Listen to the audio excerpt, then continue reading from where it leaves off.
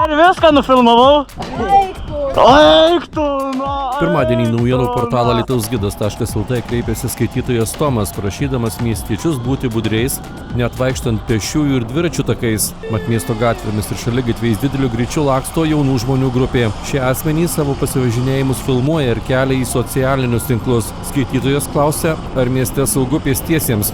Anot pono Tomo, pabandžius sudrausminti neretai rodomas vidurinis pirštas, pasipila keiksmažodžiai. Jaunuoliai savo nuotykius kelia į socialinius tinklus, juose nesunku įžvelgti, kad po miestą keliaujantys jaunuoliai elgiasi ne visai atsakingai. Alytaus apskrities vyriausiojo policijos komisariato atstovė Eglė Kačinskienė sakė, apie pavojingus jaunuolių pasivažinėjimus Dzūkijos sostinės gatvėmis ir pėsčiųjų takais policija nežinojusi, tačiau vaizdo medžiagą perdavė už eismą atsakingiems policijos pareigūnams, kurie peržiūrėję vaizdo įrašus nustatė galimus kelių eismo taisyklių pažeidimus ir pradėjo šių asmenų paiešką.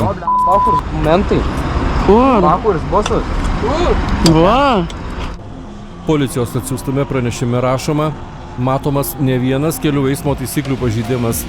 Toks transporto priemonių vairavimas vertinamas kaip chuliganiškas.